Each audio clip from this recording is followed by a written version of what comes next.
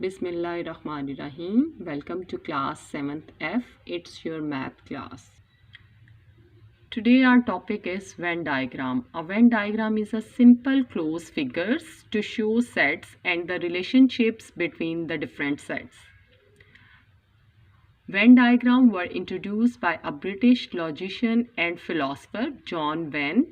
John himself did not use the term Venn diagram. Another logician, Lewis, used it first time in a book, A Survey of Symbolic Logic.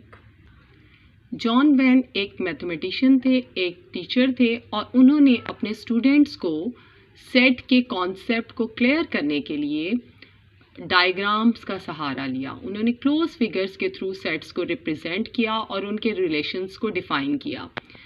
इस method से students को sets बहुत clear हो गए और इसीलिए आज भी उन्हीं के मेथड को अडॉप्ट किया जाता है स्टूडेंट्स को different relationship between the sets को क्लियर करने के लिए, और इन्हीं के नाम से इसको जाना जाता है वेन डायग्राम.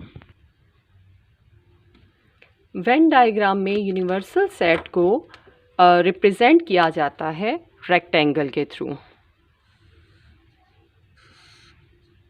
रेक्टेंगल के थ्रू हम यूनिवर्सल सेट को रिप्रेजेंट करते हैं, एक रेक्टेंगल बना देते हैं which represent the universal sets.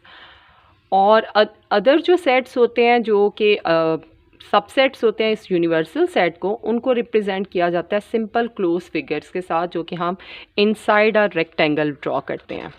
जैसे for example a set A of U. तो यूनिवर्सल सेट का एक सेट हम जिसको अगर कंसिडर कर रहे हैं ए, तो हम ए को क्लोज फिगर एक सर्कल के थ्रू रिप्रेजेंट करेंगे इस रेक्टेंगल यानी यूनिवर्सल सेट के अंदर. ठीक है. अब अगर डिफरेंट सेट्स हैं तो उनके दरमियान डिफरेंट रिलेशन हो सकता है. For example we have two sets A and B of U. ये यूनिवर्सल सेट्स के दो सेट्स हैं. अब बेटा इनके दरमियान तीन तरह का रिलेशन हो सकता है. फर्स्ट ये हो सकता है कि A and B are totally different sets, कि ये हमारे पास डिफरेंट सेट्स हों. First is A and B are disjoint set. Disjoint set जैसा कि आपको बताया गया था, ऐसे सेट्स होते हैं जिनका कोई कॉमन एलिमेंट्स नहीं होता. ठीक है. तो अब वो डिसजॉइंट सेट को हम इस तरह से रिप्रेजेंट करते हैं. यूनिवर्सल सेट के लिए हम रेक्टेंगल ड्रॉ करेंगे और इस रेक्टेंगल के अंदर हमने दो डिसजॉइंट सेट्स शो करने हैं. एक सेट है ए सेट और एक सेट है बी सेट. तो हम इस तरह से दो सर्कल्स बना देंगे ए एंड बी, और ये डिसजॉइंट है, नथिंग इज़ कॉमन देयर, इनके दरमियान कुछ कॉमन नहीं है. तो फिर उनको रिप्रेजेंट करने का ये तरीका है. ठीक है.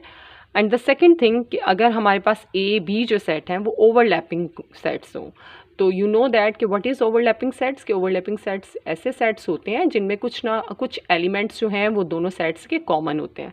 तो उनको हम इस तरह से ड्रॉ करेंगे. If A and B are overlapping set, overlapping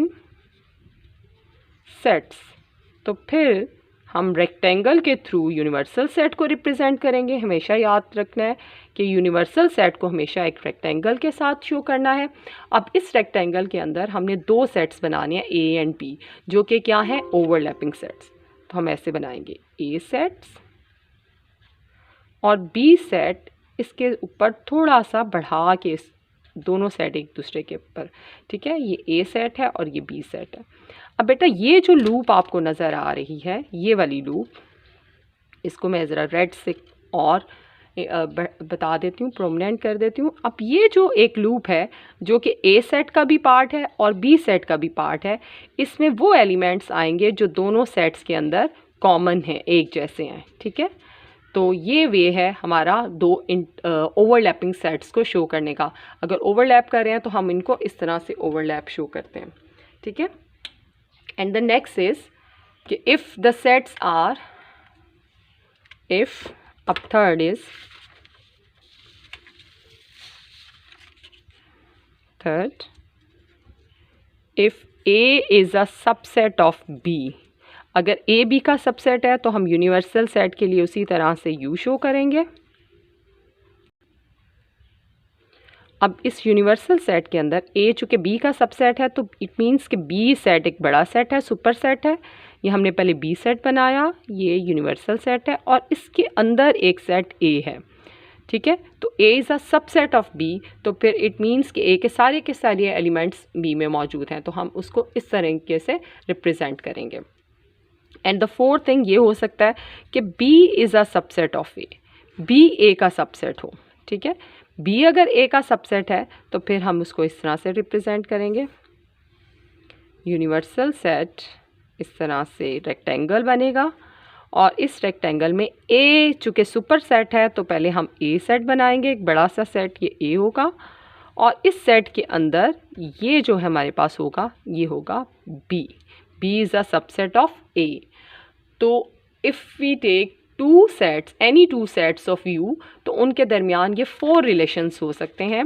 either ये कि दोनों डिसजॉइंट सेट्स हों, A and B are disjoint sets, तो फिर हम उनको इस तरह से रिप्रेजेंट करेंगे अलग अलग, और अगर वो ओवरलैपिंग है यानी कुछ एलिमेंट्स दोनों में कॉमन है तो फिर हम उनको इस तरह से शो करेंगे कि एक सेट को थोड़ा सा पार्ट दूसरे सेट के ऊपर शामिल हो रहा है, ठीक है। इस तरह से हम इसको रिप्रेजेंट कर देंगे। और if A is a subset of B, तो फिर हम ये तरीका है उसको रिप्रेजेंट करने का। If B is a subset of A, तो फिर ए सेट बड़ा होगा सुपर सेट और बी सेट उसका पार्ट होगा, ठीक है। तो ये 4 डिफरेंट वेज़ हैं जिनके साथ हम सेट्स को शो करते हैं। अब आगे हम देखेंगे कि किस तरह से इनके के साथ हम ऑपरेशंस को भी रिप्रेजेंट कर सकते हैं। अब हम देखेंगे कि इन डिफरेंट 4 केसेस में जब हमने यूनियन ऑफ 2 सेट्स देखना है तो वो कैसे होगा। बॉयज़, जैसे कि मैंने आपको पहले बताया कि case 1, when the 2 sets A and B are disjoint sets of U, ये यू के दोनों डिसजॉइंट सेट्स हैं। तो जब हमने इनकी यूनियन शो करनी होगी तो हम क्या करेंगे कि ए के भी सारे एलिमेंट्स शामिल करेंगे और बी के भी सारे एलिमेंट्स शामिल करेंगे। इसलिए हम सेट ए और सेट बी दोनों को एक जैसा शेड कर देंगे, ठीक है। अब मैं ये यहाँ आपको करके दिखाती हूँ। ये है A union B in disjoint set. A को भी आपने शेड कर दिया, इधर हॉरिजॉन्टल लाइन से हमने रिप्रेजेंट कर दिया और यहाँ पर भी, ठीक है। तो हम इसको लिखेंगे, ये क्या है, A union B. A union B is represented by the horizontal lines, ठीक, क्लियर। नेक्स्ट हमारे पास सेकंड केस है कि when A and B are overlapping set। अगर A और B overlapping sets हों तो आपको पता है कि यूनिवर्सल सेट्स को हम रेक्टेंगल के थ्रू शो करते हैं और दोनों सेट्स को हम सर्कल्स के थ्रू। चूँकि ये ओवरलैपिंग है तो ये पोर्शन येलो और ब्लू का मिलकर ग्रीन हो जाएगा, ठीक है। ये ग्रीन वो पोर्शन है जो सेट ए का भी पार्ट है और सेट बी का भी पार्ट है। इसमें वो एलिमेंट्स आएंगे जो दोनों सेट्स के कॉमन होंगे, ठीक है। अब अगर हमने यूनियन शो करना है इस सेकंड केस में तो वो किस तरह से होगा वो देखें। ए यूनियन बी, इस केस में हम इस तरह से ये हमने डायग्राम बनाई और हम इस तरह से शो करेंगे ए और बी, इस तरह से हम इसको शेड कर देंगे। तो यहाँ पर भी हम कहेंगे horizontal lines represent a union B in second case, ठीक है। अब जो थर्ड केस है हमारे पास उसमें ये B is a subset of A चूँकि सुपर सेट है तो हमने सेट ए को बड़ा बनाना है और B सेट उसका पार्ट है, इससे उसको उसके अंदर हमने शो कर दिया। अब जब यूनियन लेंगे तो यूनियन में चूँकि दोनों एलिमेंट्स को शामिल करना होता है तो इसलिए जब हम इसे शेड करेंगे तो पूरे सेट ए को शेड कर देंगे, क्योंकि ए यूनियन बी का जो यूनियन होगी वो सेट ए के इक्वल आ जाएगी। तो यहाँ पर भी ये हमने ए यूनियन बी रिप्रेजेंट कर दिया हॉरिजॉन्टल लाइन से। अब नेक्स्ट फोर्थ केस इज़ कि when A is a subset of B, जब ए बी का सबसेट है तो इसमें भी हम क्या करेंगे कि जब हम शेड करेंगे तो हम पूरे इसको शेड कर देंगे, ठीक है। It's clear.